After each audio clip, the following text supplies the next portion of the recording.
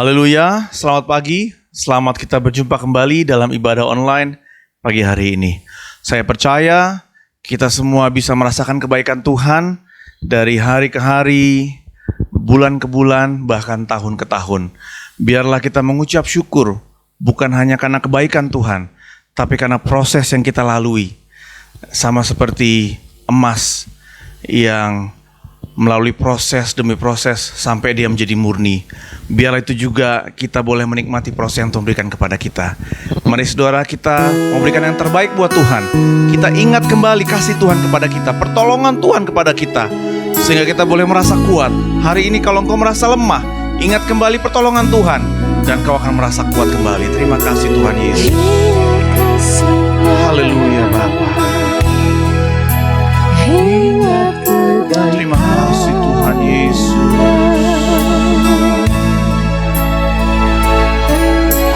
Dan anugerahnya selamatkanku.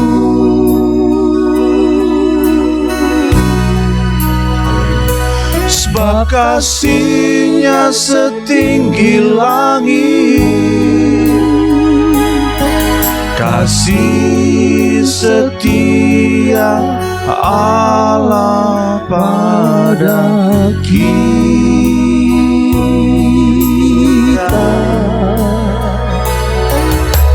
Besar kasih Allah pada kita. Haleluya Bapa.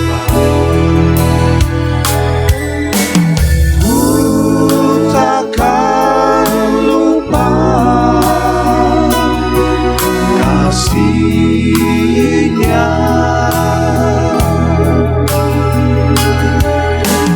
ku takkan lupa anugerahnya. Dia penuhkan,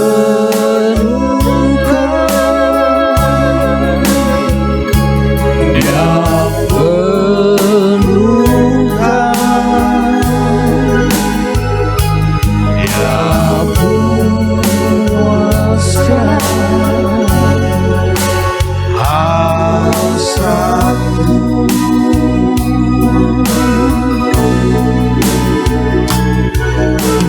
besar kasih Allah pada kita.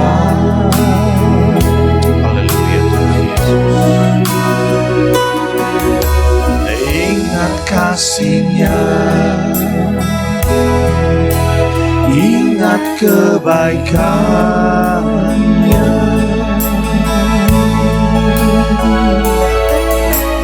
dan anugerahnya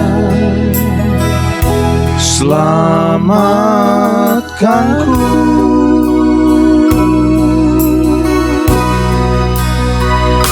Sebab kasih-Nya setinggi langit, kasih setia Allah pada kita. Besar kasih Allah pada kita. Jangan pernah lupa Tuhan, kebaikan Engkau Tuhan. Ku takkan lupa kasih-Mu.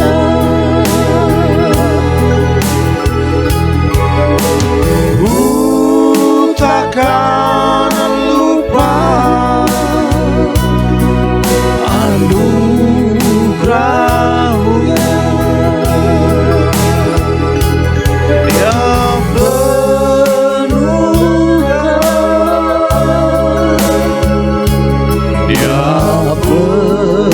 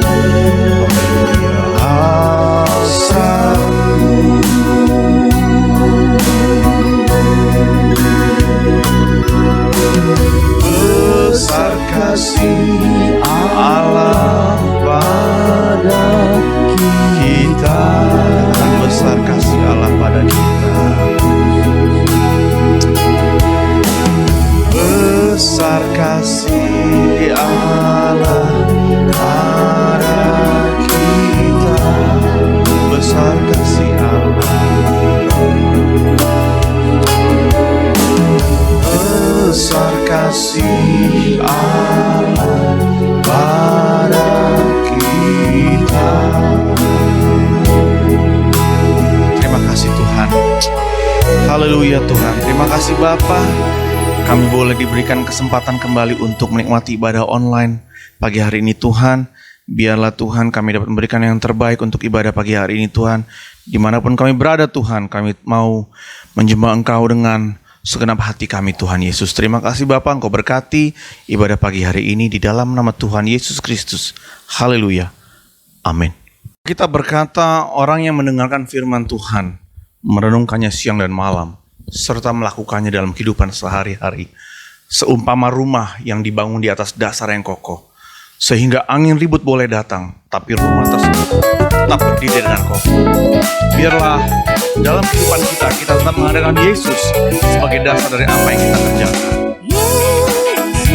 Kau dasar yang teguh, amanku bersamamu. Yesus, Kau dasar yang teguh, ku percaya akan firman-Mu. Ku percaya akan firman. Yesus, Kau dasar yang teguh. Haleluya. Yesus, Kau dasar yang teguh, amanku bersamamu. Yesus, Kau dasar yang teguh, ku percaya akan firman-Mu. Ku percaya akan firman-Mu.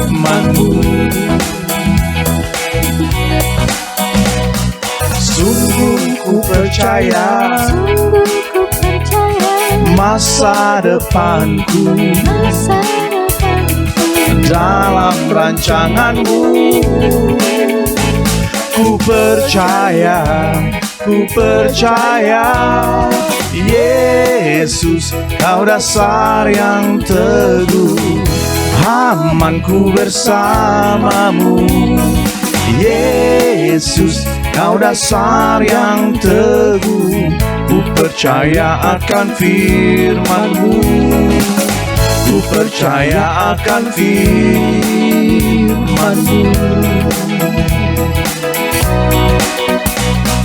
Sungguh ku percaya,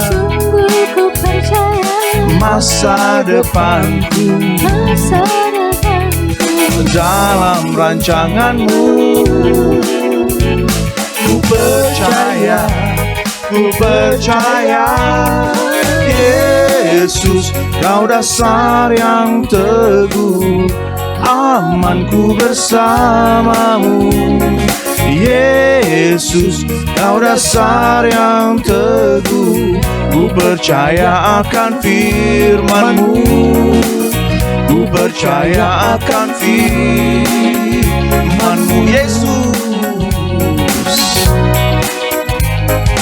Yesus, Kau dasar yang teguh, amanku bersamamu. Yesus, Kau dasar yang teguh, ku percaya akan firman-Mu. Ku percaya akan firman-Mu. Haleluya.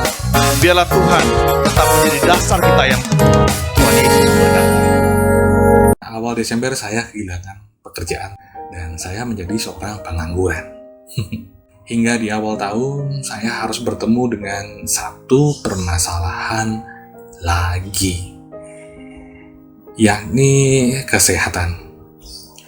Dari tanggal 3 Januari hingga 8 Februari, saya bolak-balik cek kesehatan dan mencari kesembuhan.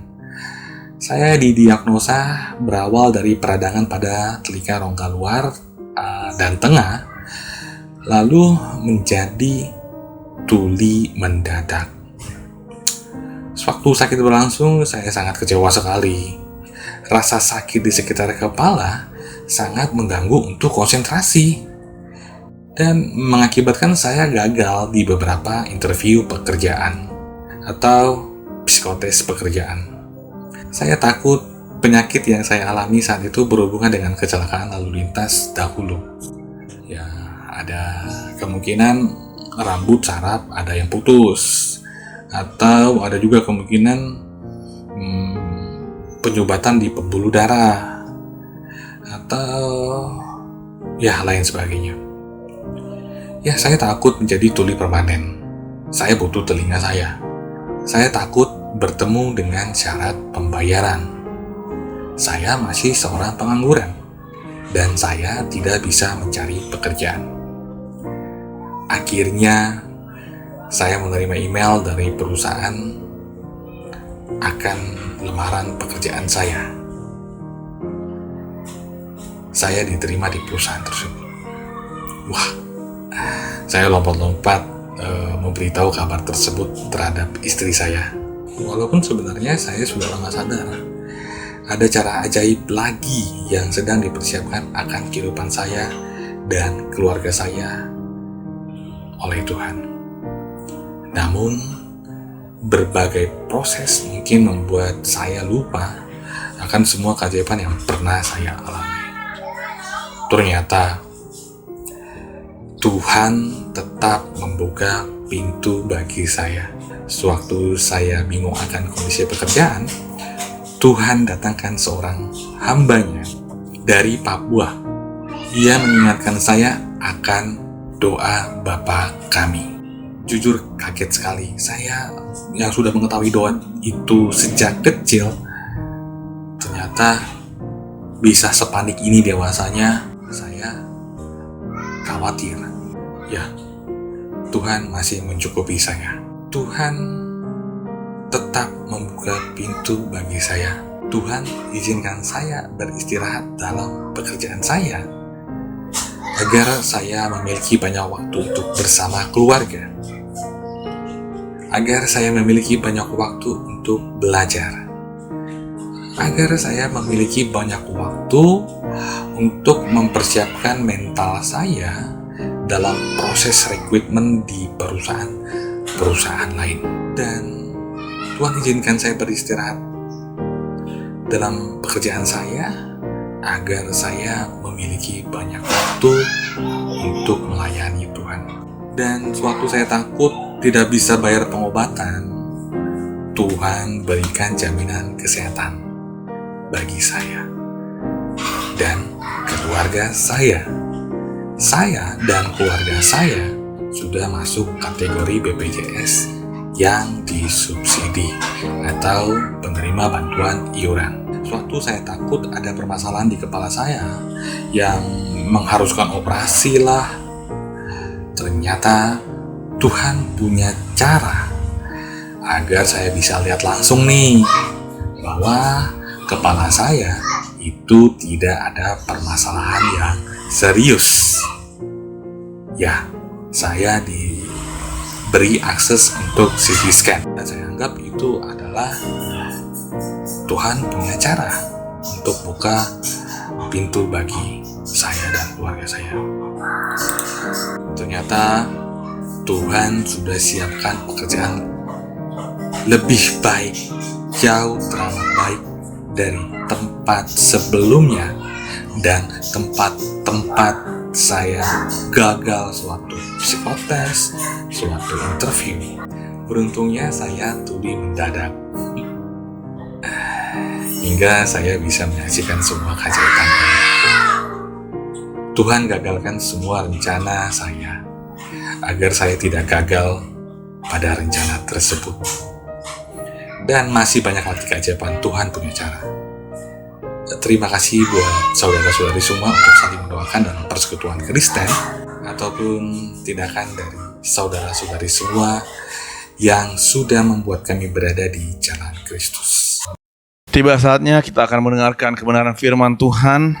Biarlah kita siapkan hati kita untuk kembali diisi dengan firman yang penuh kuasa, firman yang menjadi rema dalam kehidupan kita, sehingga kita tidak berdosa di hadapan Tuhan. Haleluya Tuhan. Apapun yang terjadi dalam hidupku ini, tak pernah ku ragukan kasih-Mu Tuhan. Lewat gunung yang tinggi, dalam lembah yang curam, tak pernah ku ragukan janji-Mu Tuhan. Kau berfirman, dan sembuhkanku. Kau bersabda, haleluya, tiada yang mustahil bagimu. Yesus, ku percaya padamu. Apapun yang terjadi dalam hidupku ini, tak pernah ku ragukan kasih-Mu Tuhan.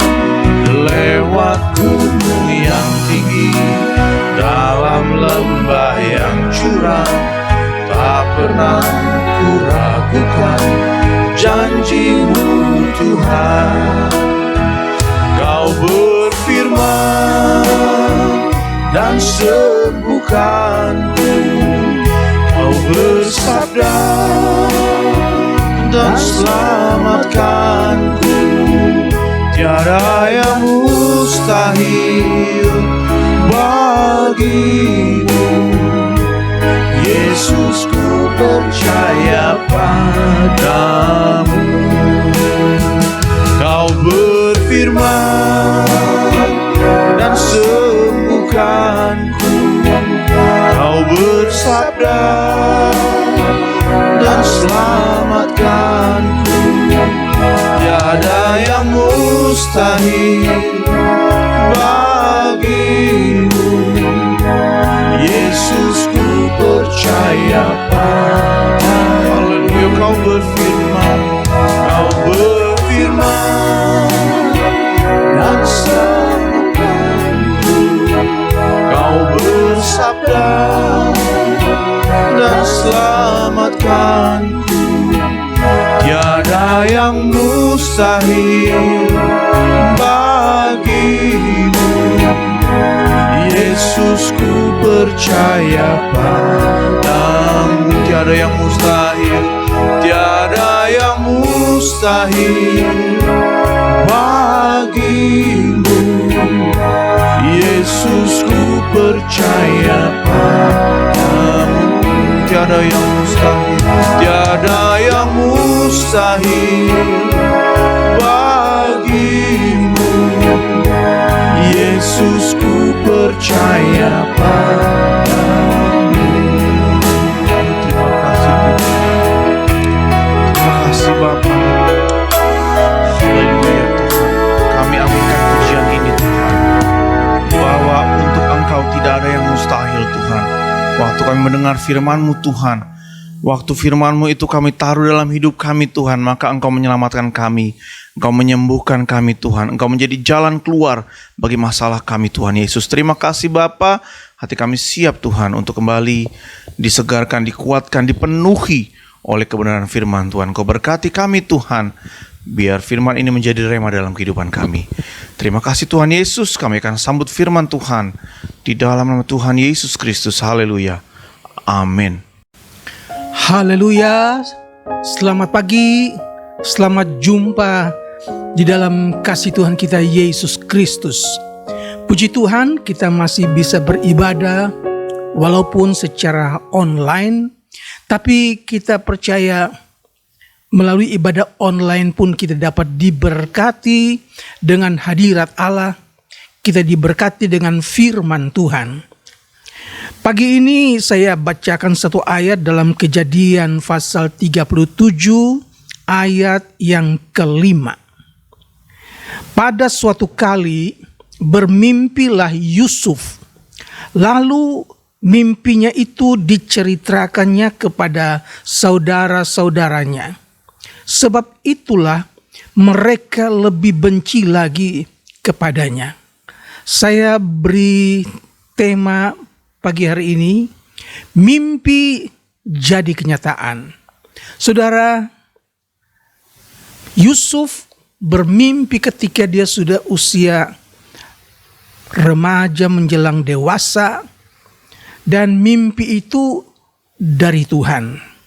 Tetapi ketika dia menceritakan mimpi itu kepada saudara-saudaranya, saudara-saudara malah makin benci kepada Yusuf. ada beberapa hal yang membuat saudara-saudara Yusuf membenci Yusuf. Yang pertama, Yusuf pernah melaporkan kepada bapaknya Yakub tentang kejahatan saudara-saudaranya.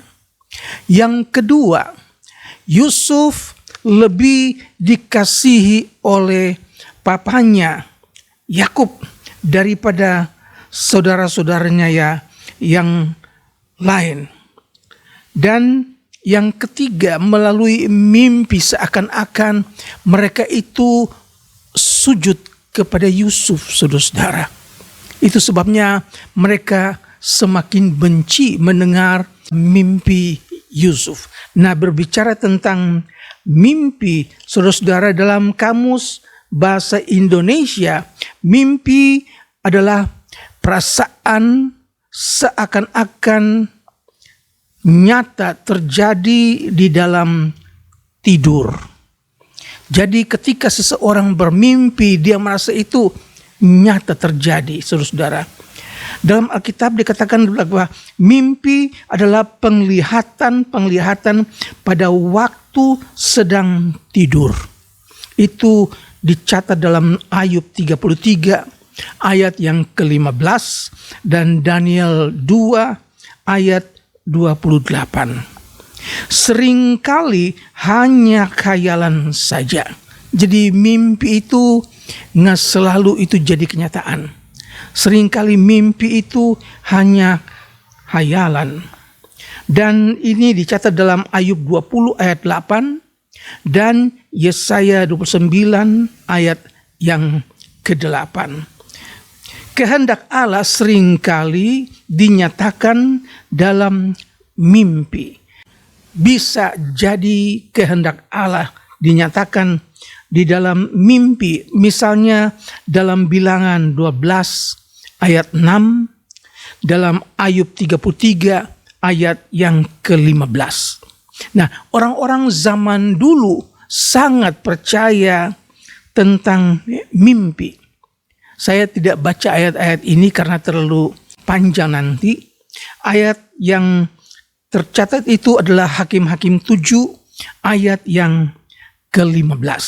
Dan ada kalanya mimpi-mimpi itu bagaikan suatu misteri yang tidak dapat dipecahkan oleh manusia. Hanya Allah yang dapat menafsirkan arti dalam mimpi. Misalnya dalam Kejadian 40 ayat 8 dan Daniel 2 ayat 27 sampai yang ke-30.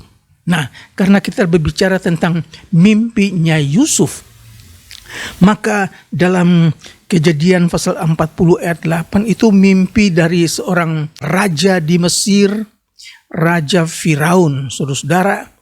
Dia mimpi ketika dia berada di tepi Sungai Nil. Dia melihat 7 ekor lembu keluar dari Sungai Nil dan kemudian dia naik ke darat dan dia makan rumput. Tetapi kemudian Raja Firaun juga melihat 7 ekor lembu yang kurus kering naik juga dari Sungai Nil. Ketika dia memperhatikan 7 ekor lembu yang gemuk, yang bagus bentuknya itu sedang makan rumput. Kemudian dia melihat juga 7 ekor lembu yang kurus kering seperti tulang pembungkus kulit. Saudara-saudara, dan dia belum pernah melihat lembu sejelek itu. Tetapi yang lebih kaget lagi bahwa lembu yang kurus itu tiba-tiba datang dan memakan lembu yang gemuk-gemuk tersebut. Tetapi herannya lembu yang kurus itu tetap kurus, tidak bertambah gemuk, saudara. Juga dia mimpi tentang satu tangkai dengan 7 bulir gandum yang gemuk, yang bagus. Juga ada satu tangkai dengan 7 bulir gandum yang kurus, yang layu, yang kering. Tapi tiba-tiba bulir gandum yang kurus kering ini juga makan gandum yang gemuk, yang bagus tersebut, saudara-saudara. Nah, ini adalah mimpi yang tidak dapat dipecahkan oleh ahli-ahli orang-orang di Mesir, saudara. Nah, itu mimpi Firaun. Nah, dalam Alkitab juga kita lihat banyak orang-orang tokoh-tokoh Alkitab yang mendapat mimpi. Misalnya Daniel, misalnya Firaun, tadi kita sudah baca, kepala juru minuman dan juru roti Firaun, di mana mimpi mereka diartikan oleh Yusuf dan itu benar-benar terjadi, saudara. Kemudian mimpi dari Raja Nebukadnezar dalam Daniel 2 ayat 1 sampai 31. Juga mimpi dari orang-orang Majus, Matius 2 ayat 11 dan 12.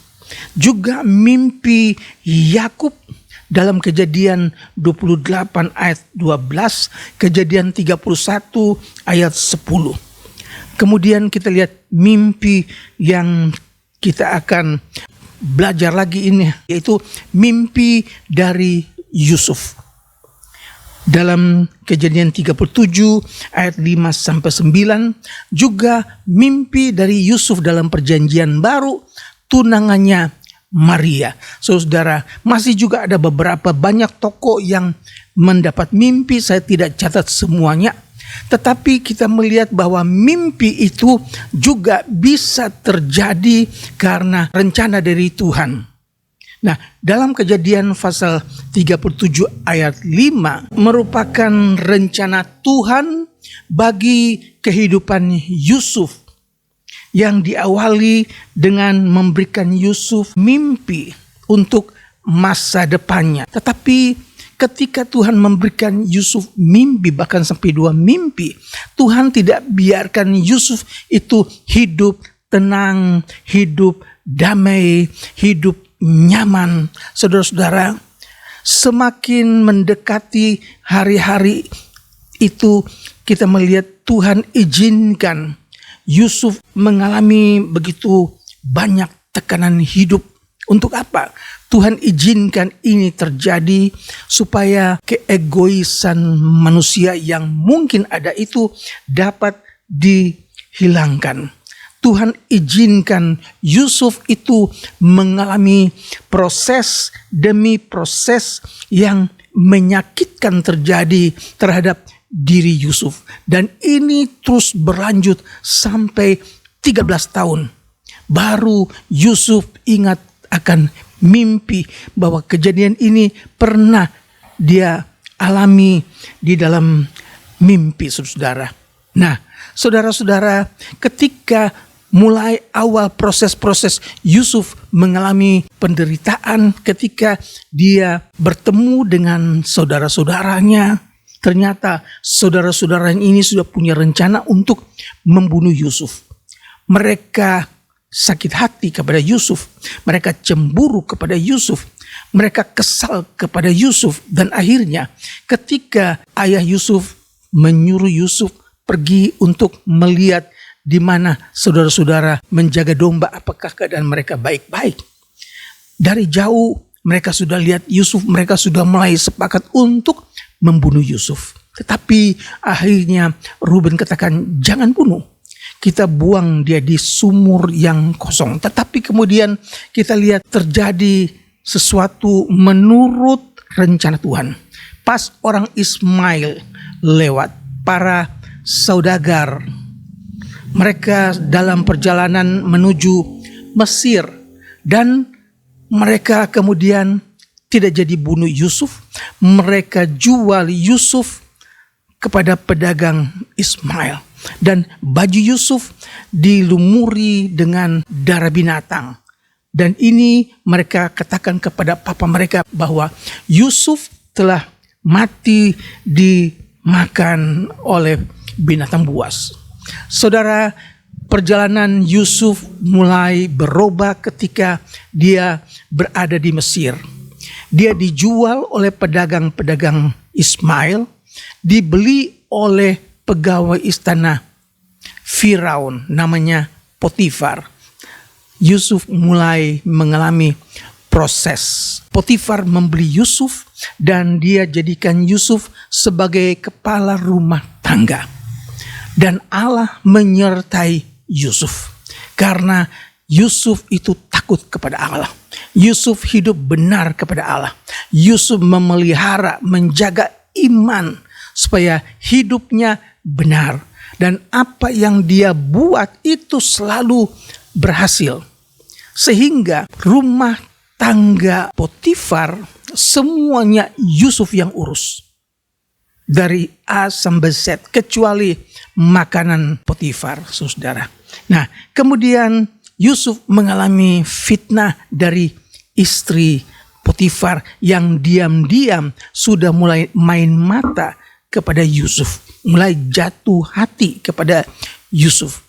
Karena firman Allah katakan Yusuf itu manis sikapnya dan elok parasnya.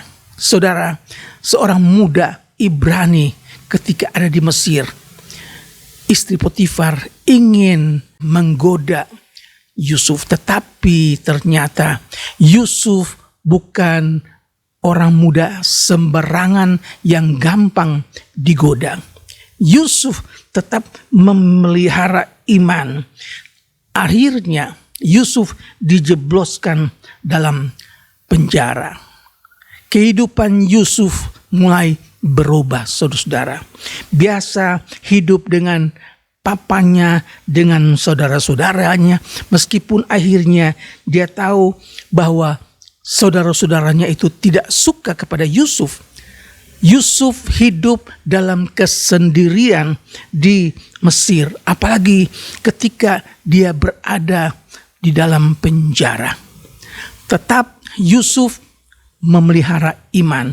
Dia mengandalkan Tuhan, dan ini adalah salah satu proses yang Tuhan berikan untuk Yusuf. Dalam Efesus pasal 2 ayat 10, karena kita ini buatan Allah, diciptakan dalam Kristus Yesus untuk melakukan pekerjaan baik yang dipersiapkan Allah sebelumnya.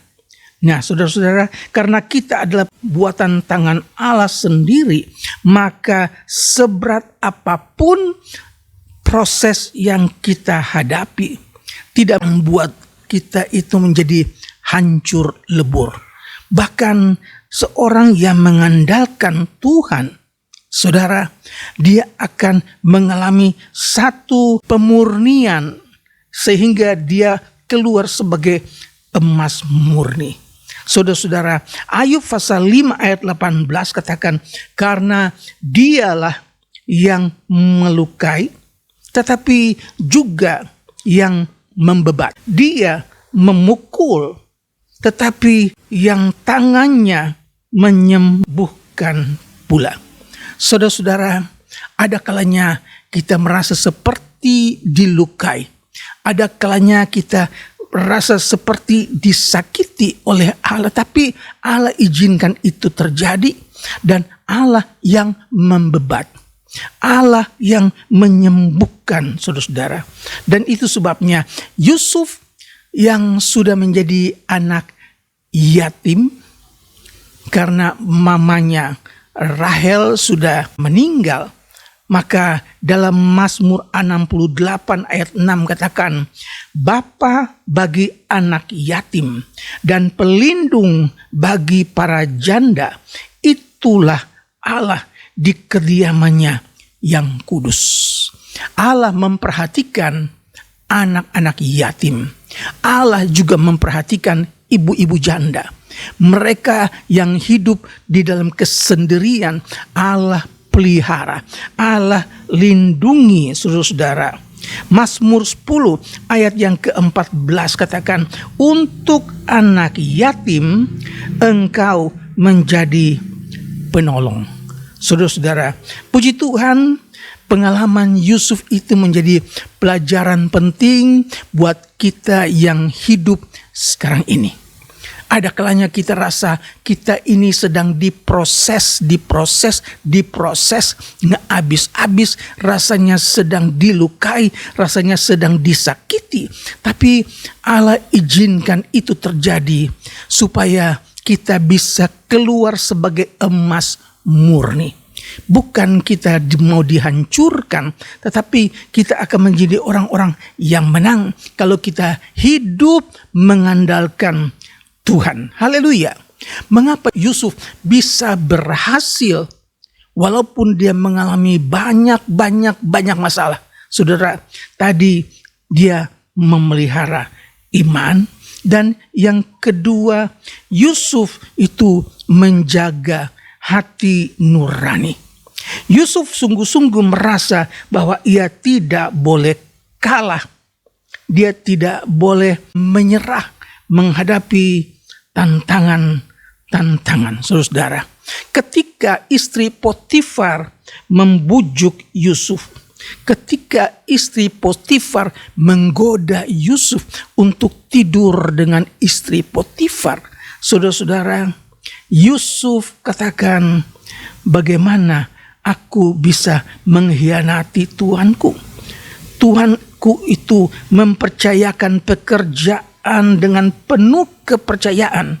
Bagaimana mungkin aku mengkhianatinya dengan berbuat zina dengan istrinya? Saudara, nah ini adalah suara hati nurani Yusuf. Saudara, orang yang punya hati nurani yang kuat itu berarti imannya tidak goyah. Gerakan hati nurani itu gerakan hati yang membuat manusia mengikuti hal yang benar, meskipun ia akan rugi. Nah, itulah gerakan hati nurani. Itu yang Yusuf pegang. Shindo Yang, seorang rektor dari universitas terkenal di Jepang, pernah melakukan satu kampanye anti minuman keras. Karena banyak orang Jepang suka mabuk, dan akibat dari minuman-minuman keras itu mereka punya paru-paru rusak, dan mereka banyak juga yang meninggal karena minuman keras. Jadi rektor ini, Shindo yang melihat bahayanya orang-orang Jepang yang tergantung dengan minuman keras, maka dia mulai kampanye anti minuman keras. Saudara, satu ketika dia dalam perjalanan menggunakan kapal laut, dan di atas kapal dia bertemu dengan seorang penumpang. Ternyata penumpang ini seorang yang ramah, tetapi seorang yang suka minum minuman keras. Ketika penumpang ini menawarkan kepada rektor tersebut untuk minum, coba satu sloki, sang rektor katakan, tidak, saya tidak minum minuman keras. Penumpang ini mulai membujuk. Dia katakan, tidak apa-apa Pak Rektor, kan di kapal ini hanya kita berdua yang ada di sini. Tidak ada yang melihat. Tidak ada yang tahu bahwa Anda adalah seorang rektor yang pernah mengkampanyekan anti minuman keras. Tetapi tetap saja sang rektor katakan, hati nuraniku tidak mengizinkan aku untuk minum minuman keras. Nah, ini untungnya seseorang yang jaga hati nurani. Karena hati nurani adalah dasar dari tempat imannya berdiam. Kalau seorang yang hati nuraninya lemah, maka imannya akan menjadi lemah. Kalau seorang yang hati nuraninya runtuh, maka imannya pun runtuh. Jadi hati nurani itu adalah dasar di mana iman itu berdiam. Haleluya. Roma pasal 10 ayat 17. Iman timbul dari pendengaran dan pendengaran oleh firman Kristus. Saudara, ketika kita mendengar firman, firman itu tidak tinggal di telinga. Firman itu tinggal di hati. Hati nurani itu adalah dasar tempat berdiamnya iman. Haleluya, saudara-saudara. 1 Timotius 1 ayat 19, Paulus katakan, beberapa orang telah menolak hati nuraninya yang murni itu, dan karena itu kandaslah iman mereka. Saudara-saudara, kita perlu belajar untuk pelihara hati nurani, dasar tempat iman berdiam. Dan ini yang membuat Yusuf bisa bertahan dalam proses, di dalam menghadapi begitu banyak tantangan. Tapi ini adalah rencana yang Tuhan sengaja berikan kepada Yusuf, supaya Yusuf itu bisa menjadi seorang muda yang menang. Kemudian Yusuf bisa bertahan karena dia adalah seorang muda yang takut akan Allah. Nah, bagaimana mungkin Yusuf katakan, aku melakukan kejahatan besar ini dan berbuat dosa terhadap Allah? Tidak mungkin, karena apa? Yusuf seorang muda yang takut akan Allah. Haleluya. Mazmur 2 ayat 11 katakan, beribadahlah kamu akan Tuhan dengan takut dan bersukacitalah dengan gemetar. Haleluya. Maksudnya orang yang menerima kasih karunia dan kasih sayang Allah dan bersukacita. Jika manusia mendapat kasih karunia dan kasih sayang Allah, ia akan hidup meskipun ia sudah mati. Haleluya. Dalam Ulangan pasal 30 ayat 20 katakan, dengan mengasihi Tuhan Allahmu, mendengarkan suaranya dan berpaut padanya. Sebab hal itu berarti hidupmu dan lanjut umurmu.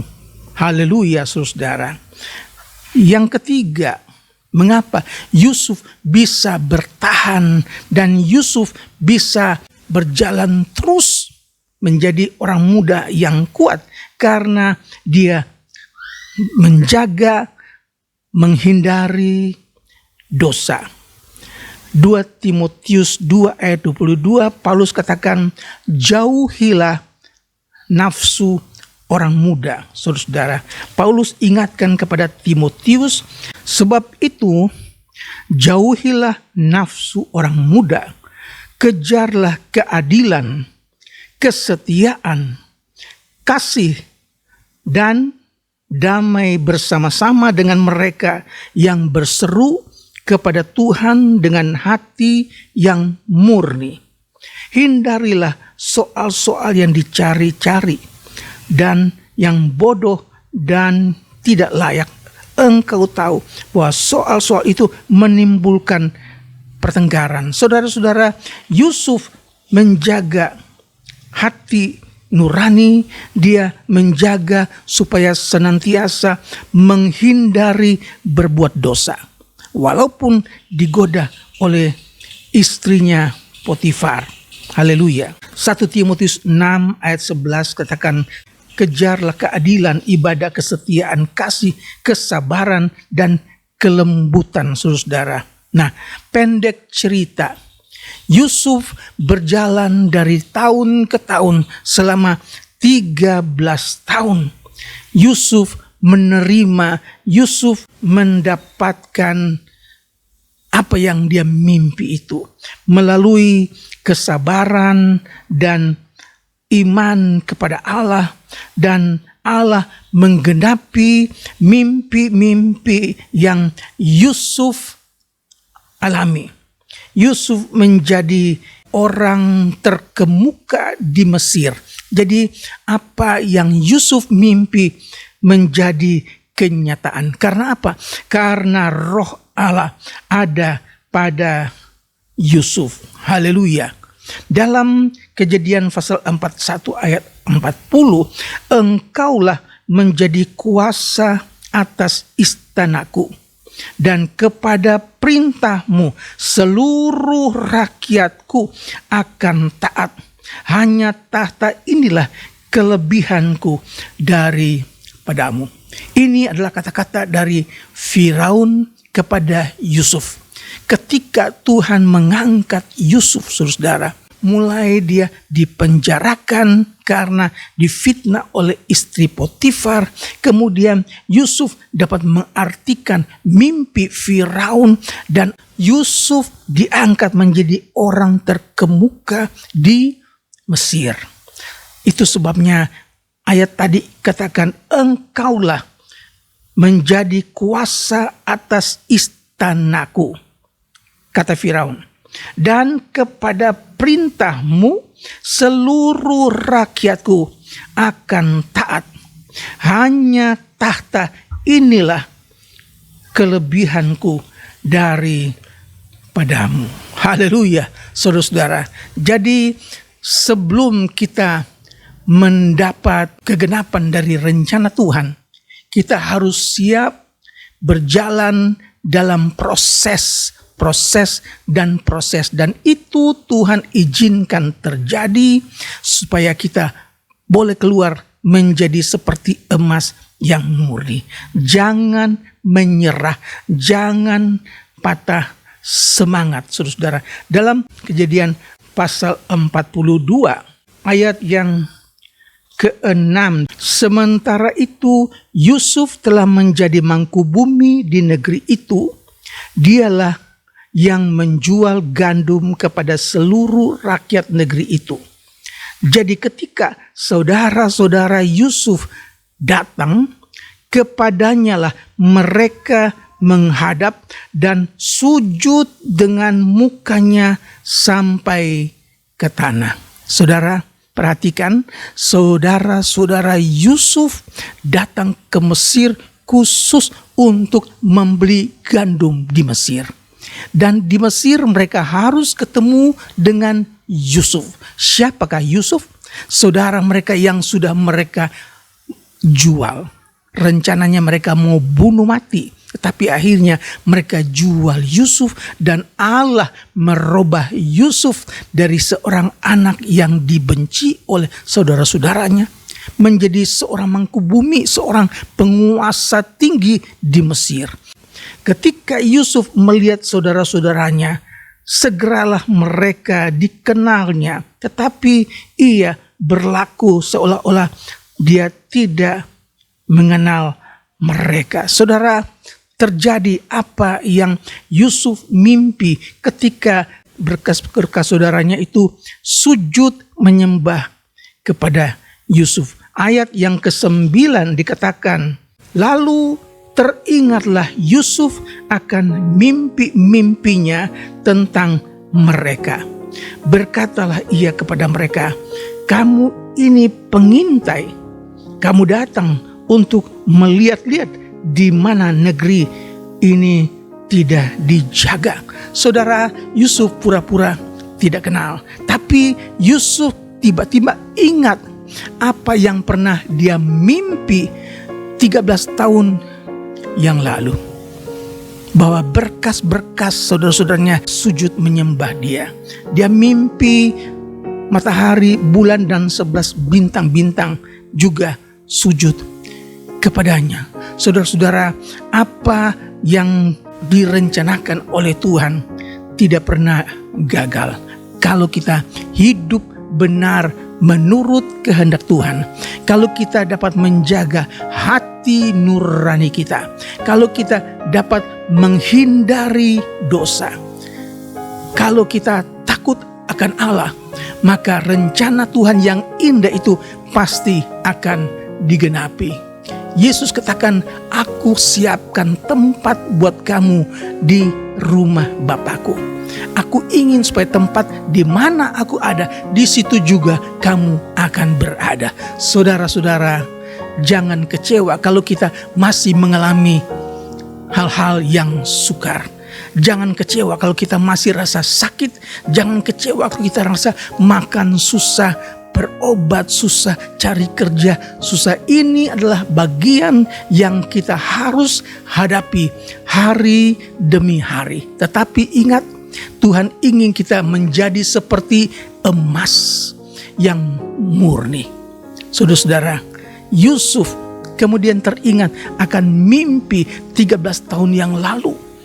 Sekarang terbukti. Saudara-saudara, rencana Allah tidak pernah gagal. Allah punya rencana buat saudara dan saya, yaitu menjadi anak-anak Allah, menjadi umat tebusan Tuhan. Tuhan sudah sediakan mahkota buat mereka yang menang. Puji Tuhan, Tuhan kiranya memberkati saudara. Meskipun firman Tuhan ini sangat sederhana, tapi kita percaya melalui tantangan hidup, melalui masalah-masalah yang kita hadapi, Tuhan punya rencana. Jalani itu dengan mengucap syukur. Jalani itu dengan hati yang tetap melekat kepada Tuhan. Andalkan Tuhan, saudara tidak akan kecewa. Air mata akan digantikan seperti mutiara. Haleluya. Tuhan memberkati. Puji Tuhan. Saudara, kita mau datang kepada Tuhan, mengucap syukur buat firman Tuhan yang datang kepada kita pagi hari ini. Kita nyanyikan indah rencanamu Tuhan. Haleluya.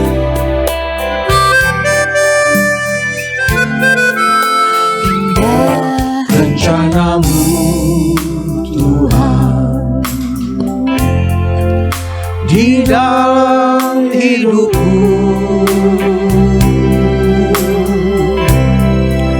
walau ku tak tahu dan ku tak mengerti semua jalanmu.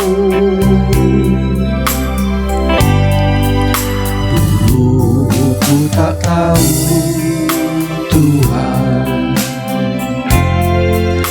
berat ku rasakan, hati menderita dan ku tak berdaya menghadapi semua. Tapi ku mengerti sekarang, Kau tolong padaku. Kini ku melihat dan ku merasakan indah rencanamu. Tapi ku mengerti sekarang, Kau tolong padaku. Kini ku melihat dan ku merasakan indah rencanamu. Sekali lagi, indah rencana Tuhan. Rencanamu Tuhan. Amin. Haleluya. Di dalam hidupku, walau ku tak tahu dan ku tak mengerti semua jalanmu.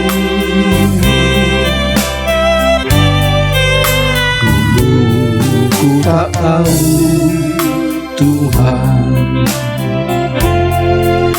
berat ku rasakan,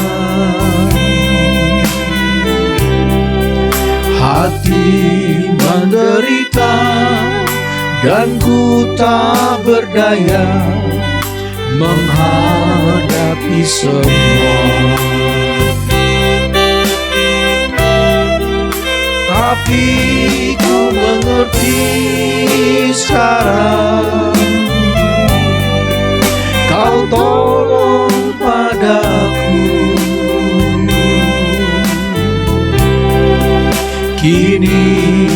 melihat dan ku merasakan indah rencana.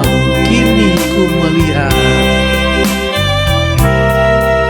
kini ku melihat dan ku merasakan indah. Sekali lagi, kini ku melihat,